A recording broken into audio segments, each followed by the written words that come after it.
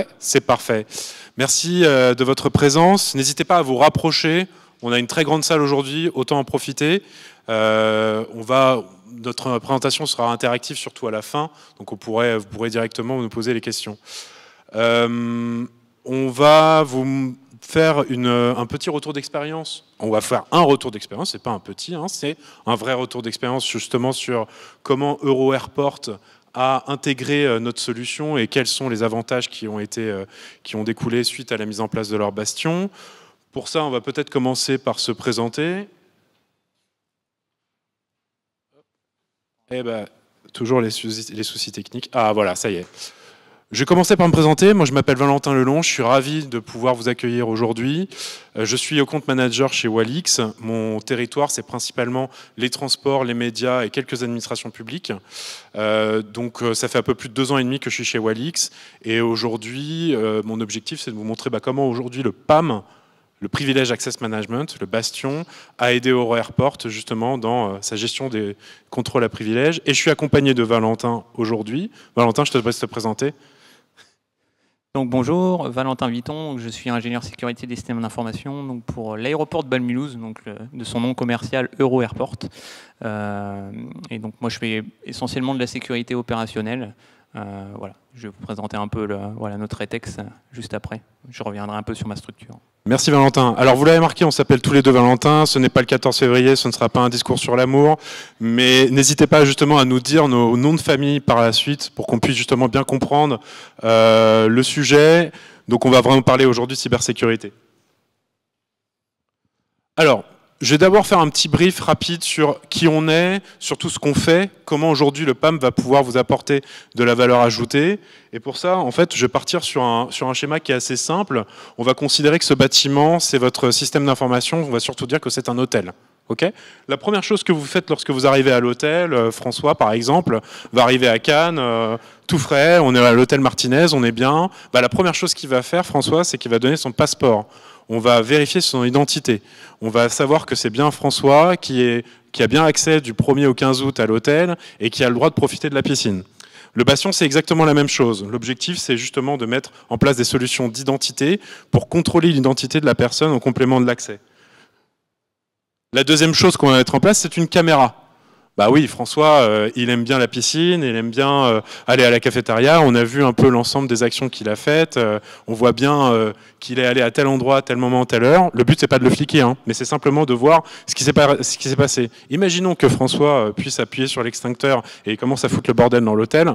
Ça commence à être un peu compliqué, mais on y reviendra après. Tout ça pour vous dire que la caméra a quand même pour but d'enregistrer les sessions, de faire de l'audit, de la traçabilité sur toutes les actions qui vont être faites sur l'ensemble de vos ressources critiques. Et ces actions vont vous permettre justement d'avoir l'ensemble des métadonnées, de faire pas mal de replays pour justement savoir qu'est-ce qui s'est passé à tel moment. Ensuite, on va donner à François une clé qui lui permet d'accéder à sa chambre. La chambre 505 par exemple. Mais est-ce qu'il a forcément besoin d'avoir accès au 4e étage ?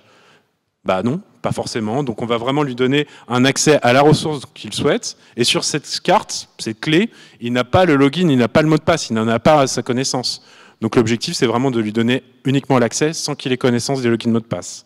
Et donc ça, c'est un module qui s'appelle chez nous le Password Manager et qui va permettre justement de faire aussi ce qu'on appelle de la rotation automatique des mots de passe.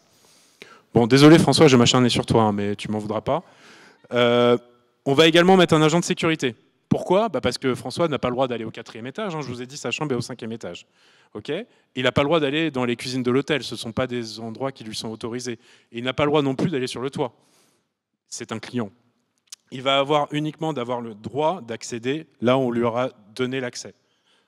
Pour avoir le bon niveau de privilège pour François au bon moment. Ça, c'est quelque chose qui est important. Donc l'agent de sécurité, il est là aussi pour veiller à ce que vos règles de sécurité au sein de vos systèmes d'information soient bien respectées. Et puis, alors là, ça ressort un peu du cadre de l'hôtel, mais vous avez des prestataires, des tiers mainteneurs, pas mal de personnes qui vont travailler justement sur vos systèmes d'information. Et nous, on met en place ce qu'on appelle l'Access Manager, qui est un console web, un portail web qui permet justement à vos prestataires, à vos tiers mainteneurs, de se connecter sans VPN, sans login, sans mot de passe.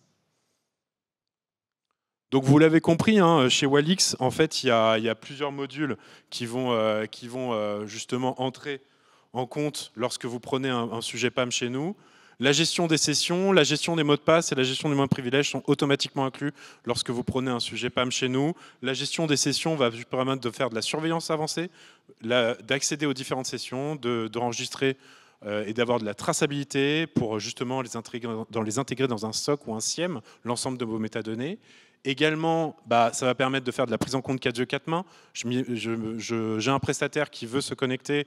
Comment je peux entrer directement sur sa session? C'est possible grâce à Walix. L'ensemble des logins mots de passe sont centralisés au sein d'un coffre-fort. Donc vous-même, vous n'aurez pas forcément connaissance de ces logins des mots de passe. Vous pourrez toujours y avoir accès si nécessaire.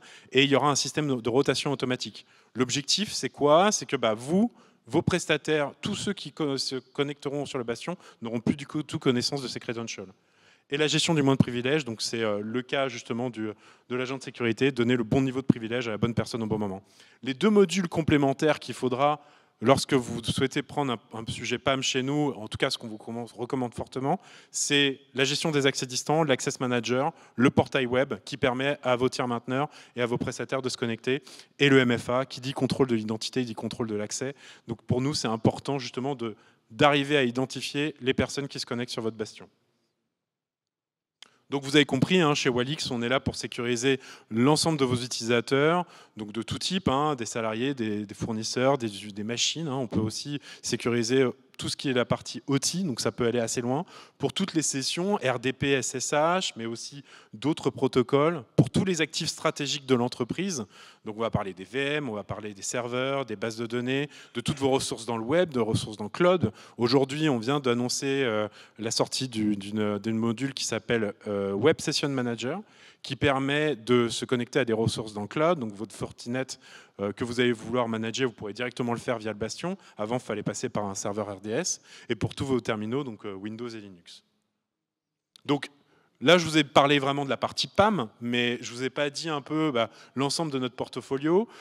Faut savoir que notre partie PAM, elle est on-premise, elle peut être full SaaS ou elle peut être hybride. C'est vous qui choisissez. C'est important pour nous, en tant qu'éditeurs, de vous laisser le choix en tant que client. On sait que pas mal d'éditeurs ne font pas ça, mais nous, c'est important de vous laisser le choix, encore une fois. Également, ce qui va être intéressant, c'est qu'on a une partie identité avec l'IDAS, donc MFA, SSO et du coffre-fort personnel, et la partie IAG, donc la gestion des identités et des accès. Donc là, ça va être des use cases lorsque vous avez pas mal d'identités à gérer pour des utilisateurs. Comment s'assurer que vous avez le bon niveau d'identité par utilisateur? Je n'entrerai pas forcément dans le détail aujourd'hui. Je ne vais malheureusement pas avoir le temps et le but, c'est vous de laisser quand même pas mal de temps de parole à Valentin pour qu'il puisse vous expliquer notre valeur ajoutée. Alors, je vous ai parlé un peu de la solution, mais je ne vous ai pas dit qui on était. Quand même intéressant de savoir un peu qui on est aujourd'hui. On est le leader français/européen en termes de gestion des identités et des accès. On s'appelle du coup Walix, on a 20 ans d'âge.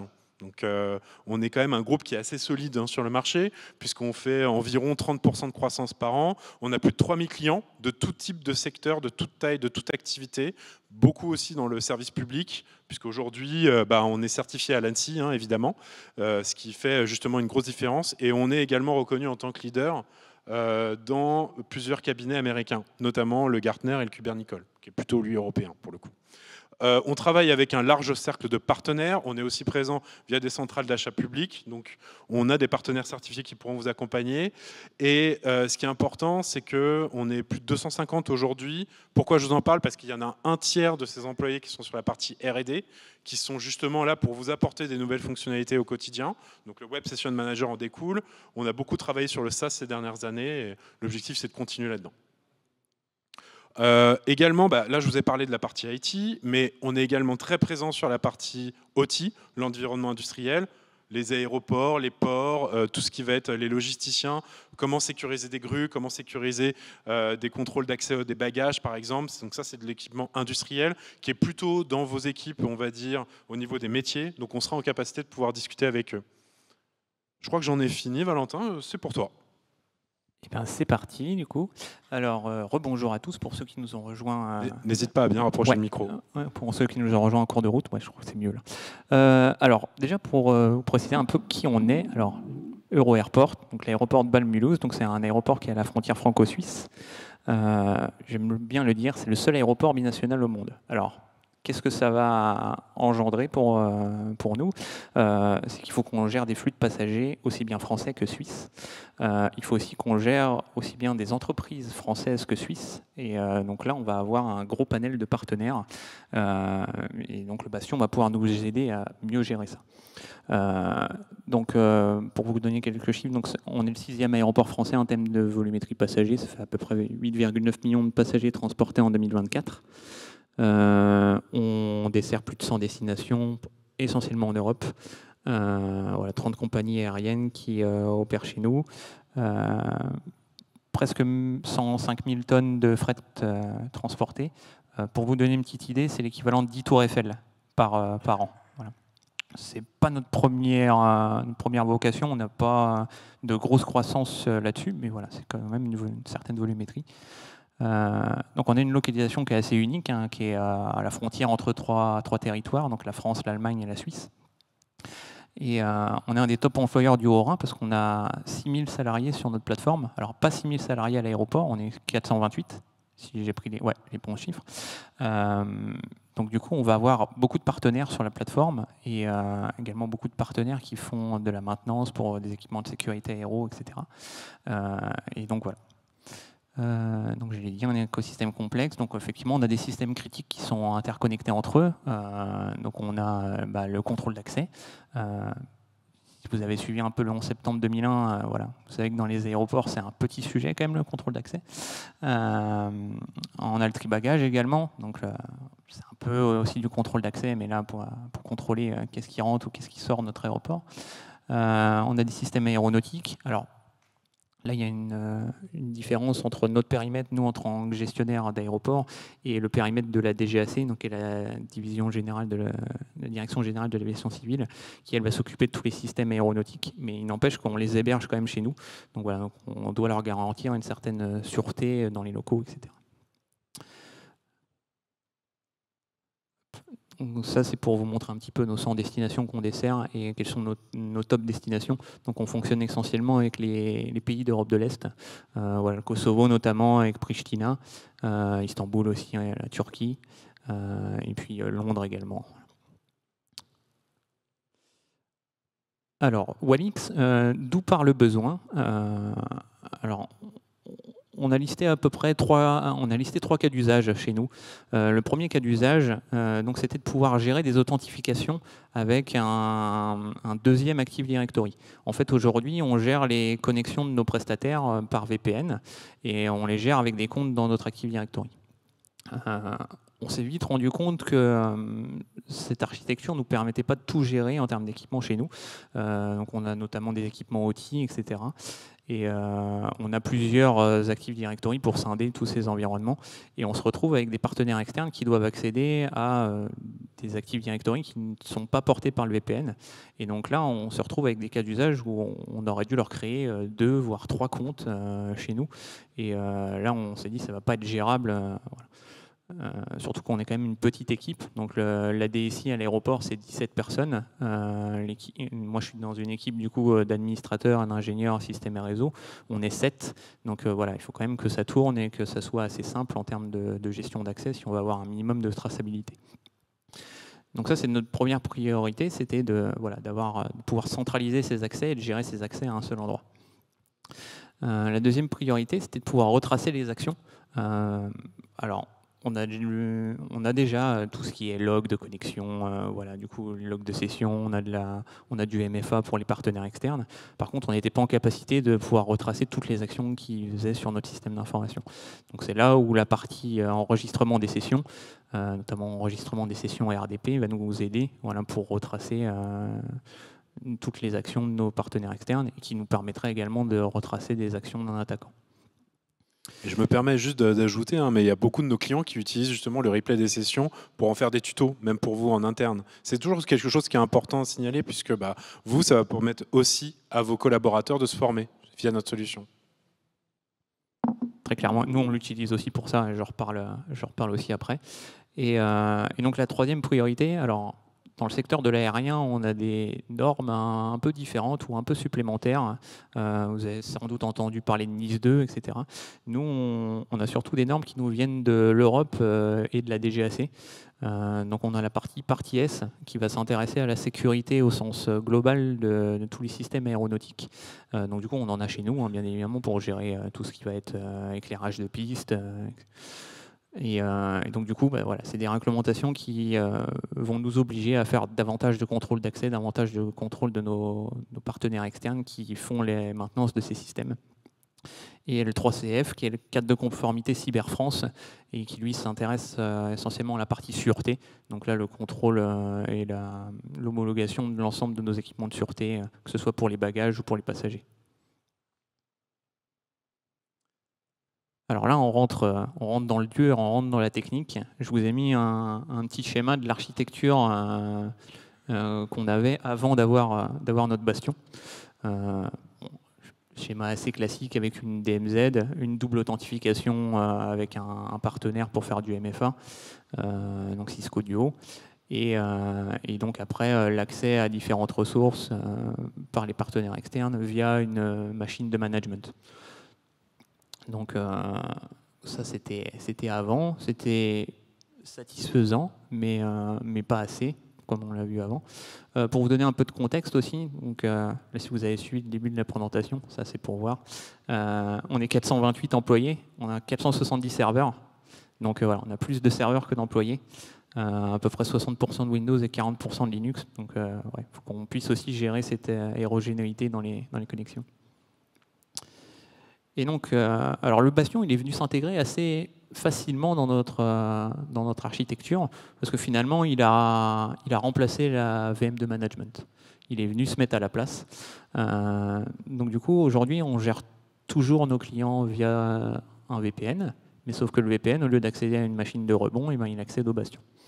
Et via le Bastion, ça va aussi faciliter finalement les connexions de nos prestataires, parce qu'au lieu de se retrouver sur une machine de management où ils se disent après, mince, comment l'architecture est faite, sur quelle machine je dois aller, et maintenant le Bastion, ils ont une liste de toutes les machines auxquelles ils ont accès. Donc au final, ça leur permet aussi d'avoir cette liste d'accès, ils savent tout de suite à quelle machine ils ont accès, et ça les perd aussi un peu moins dans notre infra. Voilà. On a poké plusieurs solutions de Bastion avant de choisir Walix. On a poké donc une solution open source qui s'appelle Apache Guacamole, et on a poké également une autre solution française, voilà, qui avait une architecture un peu différente, où le cœur du Bastion se met plutôt en DMZ et on met plutôt des satellites après dans les différents LAN. Ça nous a semblé plutôt adapté pour des entreprises qui ont plusieurs sites. Voilà. C'est aussi pour ça qu'on a retenu la solution de Walix, c'est parce que le cœur du Bastion se situe vraiment dans votre LAN, donc vous avez vraiment la maîtrise de tous les accès. Donc du coup, je ne l'ai pas dit, là ça apparaîtra pas très bien sur l'écran, mais du coup en DMZ, on a du coup la partie Access Manager de Walix, donc qui permet de fournir un client léger en mode web et de faire les redirections après vers soit des connexions en RDP, soit du SSH, et d'avoir le client nativement dans un client léger sans avoir besoin de clients lourds derrière. Donc ça nous permet d'éviter des connexions directes de nos prestataires via du RDP et via leur PC. Donc du coup, on s'abstreint de toutes les contraintes qu'on pourrait avoir avec des postes de prestataires qui seraient compromis, quoi.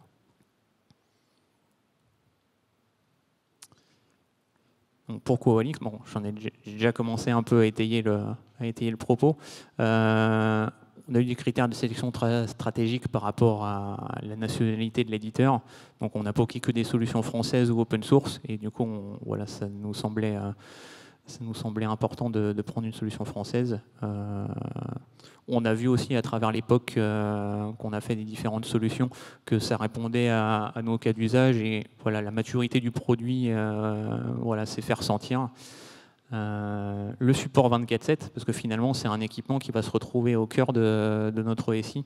Honnêtement, voilà, c'est dans un projet Bastion, que vous mettez du Walix ou quoi que ce soit d'autre, il faut quand même bien réfléchir à comment vous allez l'intégrer, parce que potentiellement vous allez mettre un SPOF dans votre SI, Et voilà, donc c'est important d'avoir du support aussi là-dessus, surtout voilà, si vous avez des partenaires externes qui doivent accéder à votre SI pendant le week-end ou pendant les heures autres que les heures de bureau. Et je me permets, hein, mais notre support, il est natif français hein, aujourd'hui. Hein, donc il est basé excusez-moi, à Paris et à Rennes. Et pour avoir du Follow the Sun 24/7, on a des antennes au Canada, mais également au Vietnam. Donc en fait, on est capable de prendre du support 24/7 et de vous accompagner avec, on va dire, un délai de réponse d'environ 4 heures maximum.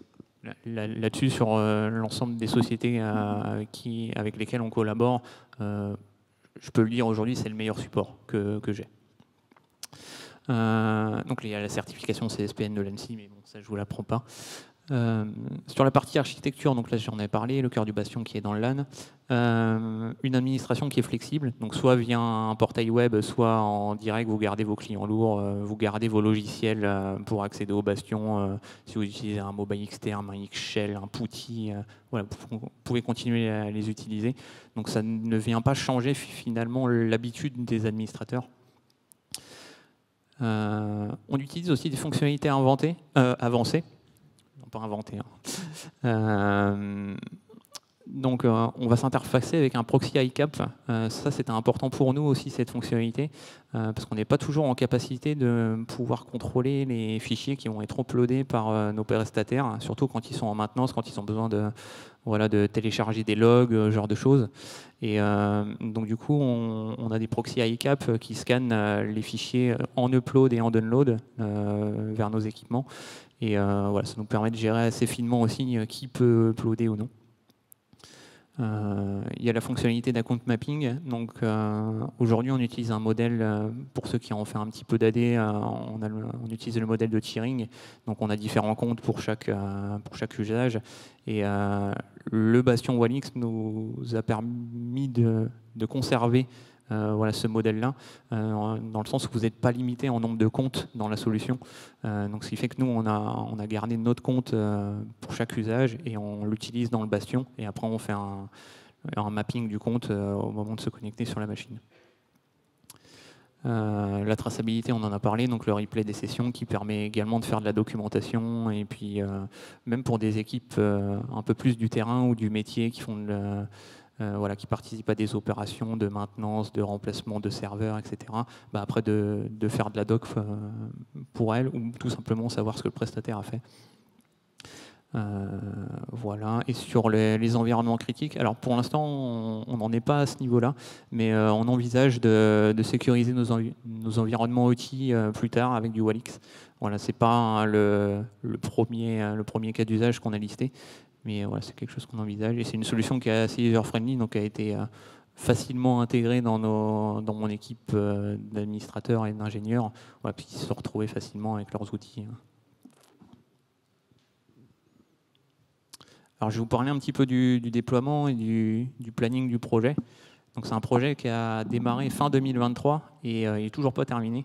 Donc voilà, c'est pour vous dire, si vous mettez un bastion dans votre entreprise, c'est un projet qui est long et qui se réfléchit parce que c'est quand même un changement majeur dans votre infrastructure et dans les méthodes de vos administrateurs.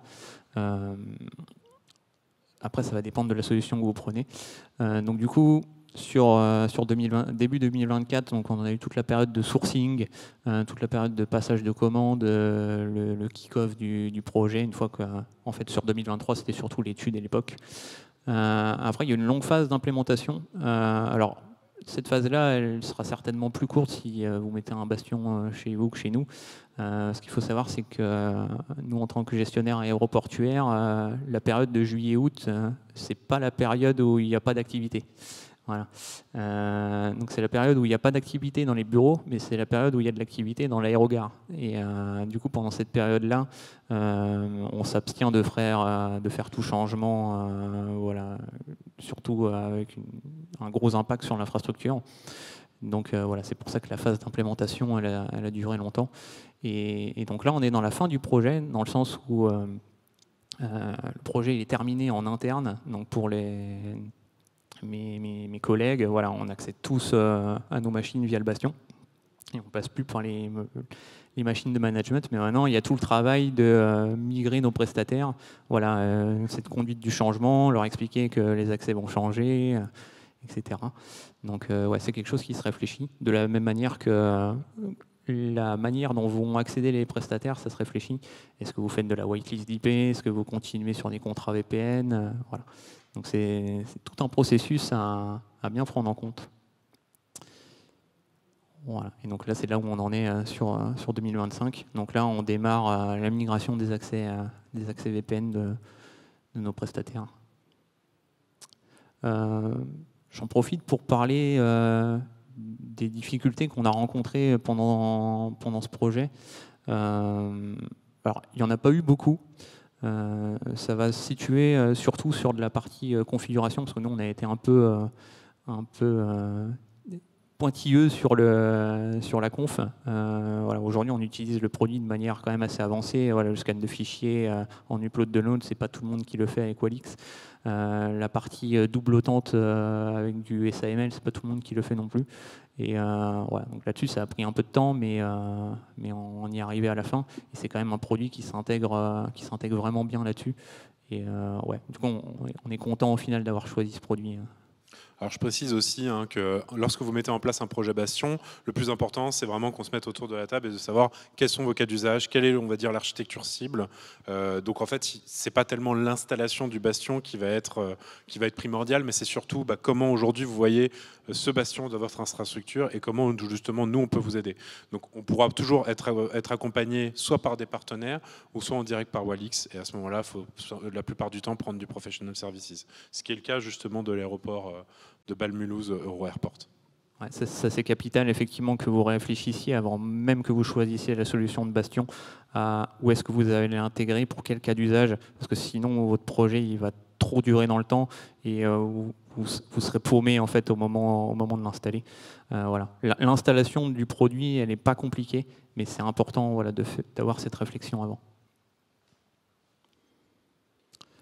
Sur la partie perspective, alors déjà, comme j'ai dit, on a la migration des prestataires là, qui est prévue d'ici juin. On a la sécurisation des accès à tous nos équipements réseau. Donc aujourd'hui, on a à peu près une 500aine de routeurs, switch et autres joyeusetés qui se baladent un peu partout sur notre site. Ils se baladent, on s'entend, hein, ils ne bougent pas hein, normalement. Ils sont quand même dans des baies, ils sont bien fixés avec 4 VIX, mais ouais, on est quand même un aéroport qui a un nombre de bâtiments assez important. On est 428, mais on est éclaté sur 5 bâtiments, déjà pour vous dire. Et après, on a tous nos partenaires voilà, qu'on doit alimenter en réseau, etc. sur la plateforme. Donc ça fait beaucoup d'équipements réseau à gérer. Et donc aujourd'hui, on voudrait les gérer dans le Bastion, parce que c'est un partenaire externe qui gère ça pour nous en termes de maintenance. Voilà. Et sur la dernière étape, alors ça va être la partie rotation de mots de passe pour les équipements qui sont hors Active Directory. Aujourd'hui, on a beaucoup d'équipements, la quasi-majorité, qui ont une authentification déjà centralisée, soit par un AD, soit par autre chose. Mais on a quand même quelques switches, routeurs et autres équipements récalcitrants voilà, qui ne sont pas gérables parce qu'ils sont isolés à différents endroits. Et donc ça, on voudrait les gérer directement avec le Bastion. Il y a un module qui est fait pour ça et qui permet de changer automatiquement les mots de passe pour plein de technos. Et ça, c'est natif avec la licence PAM de Walix. Et j'en ai terminé de mon côté. Merci beaucoup Valentin pour ton retour d'expérience, c'est toujours intéressant. Avant de passer sur les sessions de questions-réponses, je vous invite à venir nous voir sur le stand A4-34, c'est ça? Ok. On aura des smoothies, on aura des parapluies, on aura peut-être des chaussettes à vous donner, donc franchement profitez-en.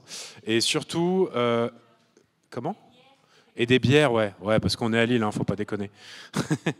Et également, si vous voulez gagner 25$ et que vous êtes déjà client Walix, nous on est très friands de vos retours sur le Gartner. Donc n'hésitez pas à venir voir sur notre stand. On a Vera qui pourra vous accueillir et qui pourra justement récupérer vos témoignages. 25$, c'est toujours à prendre. Merci en tout cas. Des questions? Dollar US ou dollar canadien? Comment? Dollar US ou dollar canadien? T'inquiète. On va passer aux questions. Est-ce que dans la salle, il y a des personnes qui ont des questions par rapport à ce qui a été dit? On est là pour justement y répondre.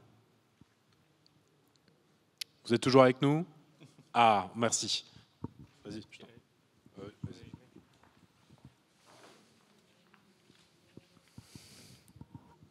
Merci. Bonjour monsieur. Bonjour. Vous avez parlé de scan ICAP avec Walix. Le scan, il est fait via l'upload et download, mais il est sur les sessions SSH ou sur le RDP, ou les deux? Alors du coup, c'est les deux. Et en fait, tu peux faire vraiment ce que tu veux avec le Bastion. Donc en fait, ça se fait donc en RDP. Alors que tu sois avec un mode drive redirection, donc que tu coches un disque, enfin un volume, et que tu rediriges dans le RDP. Tu fais un copier-coller par là, ça marchera. Tu fais un RDP clipboard direct, donc un RDP en copier-coller, ça marchera aussi. Tu fais un SCP via le Bastion, ça marchera aussi. Et tu montes une session SFTP via le Bastion, ça marchera aussi. Et tu as l'ensemble des logs également dans les logs du Bastion. Donc après, tu peux renvoyer ça vers un SIEM ou vers autre chose et puis faire des logs également là-dessus. Et comme c'est un serveur ICAP, après, donc, là, ça dépend de l'équipement que tu utilises. Pour faire ton serveur ICAP, mais tu peux faire après tes règles sur le fichier, tu peux choisir l'extension, est-ce que tu l'envoies ou pas dans l'antivirus. Et Walix intègre un ICAP ou il faut un serveur ICAP ou il faut en mettre un à côté? Non, du coup, il faut en mettre un à côté. Là. Ok. Merci.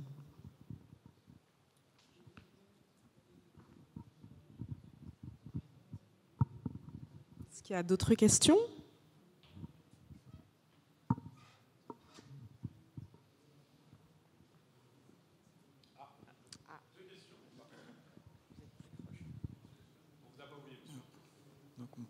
Ma question, c'est par rapport à l'accès de privilèges. Au métier que vous gériez les accès à moindre privilèges. Et est-ce que le fait de se connecter au Bastion Walix reconfigure ou donne des droits sur d'autres équipements derrière le Bastion? Je n'ai pas entendu votre question. Vous pouvez rapprocher le micro, s'il vous plaît? Donc, sur la partie gestion de privilèges, est-ce que le fait de se connecter sur le Bastion Walix, ça modifie les politiques de privilèges sur les équipements finaux, d'administration finaux, quoi? Alors, en fait, le Bastion Walix, il y a 3 choses à savoir. C'est vrai qu'on n'a pas été jusque dans la partie technique du Bastion. Donc dedans, vous allez gérer les utilisateurs, vous allez gérer des cibles. Quand je dis une cible, ce n'est pas forcément une machine. C'est une machine sur quel protocole j'y accède et avec quelle politique sur ce protocole j'y accède. Et une fois que j'ai mes utilisateurs, mes cibles configurées d'un côté, après, je vais configurer des autorisations. Et donc cette autorisation-là, par défaut, elle est inexistante. Donc en fait, même si vous avez un compte qui est créé dans le Bastion, même si vous avez des targets qui sont configurés dans le Bastion, tant que l'autorisation n'est pas explicitement configurée, il n'y a pas d'accès possible. Donc, partant de ce postulat, une fois que vous vous dites, bon ok, maintenant je veux que mon compte admin directory, je vais y accéder via le Bastion, donc à la limite je vais le mapper dedans. Pourquoi pas? C'est pas le choix qu'on l'a fait. On fait pas d'accès en direct en tant qu'admin directory dedans. Mais du coup, je vais pouvoir dire voilà, pour mon compte admin de cette machine-là, voilà, je laisse autoriser vers telle machine avec tel protocole. Et donc ça, après, ça gère via des autorisations. Il y a moyen de rationaliser le tout. Hein. Une fois que vous avez créé votre politique qui va bien pour le RDP, vous l'appliquez sur une série de machines. Et puis après, vous faites l'autorisation. Vous dites, voilà, tel groupe d'utilisateurs a le droit d'accéder à tel groupe de machines. Et donc ça vous représente une autorisation. Est-ce que ça répond à votre question? Ouais. Bonjour. Ma question, c'est concernant le projet d'intégration de Walix. En fait, au début, vous avez choisi, est-ce que vous avez fait le choix de la solution avant le choix d'intégrateur? Et après, vous avez passé par le choix d'intégrateur ou vous avez travaillé directement avec Walix ou... Voilà. Alors du coup, on a poké, comme j'ai dit, 3 solutions. Donc une solution open source, donc là sans intégrateur. Une deuxième solution, on aurait dû passer par un intégrateur. Et en fait, nous, comme on est un organisme public, on a accès au catalogue UGAP. Donc c'est l'union groupement d'achat, centrale d'achat public. Et donc du coup, on est passé via l'UGAP et donc on a un contrat directement avec Walix sans intégrateur. Donc du coup, c'est eux qui nous font le support aussi en direct et c'est ce qui nous permet d'avoir cette qualité de support aussi, voilà, qu'on n'aurait pas forcément avec un intégrateur. Ouais.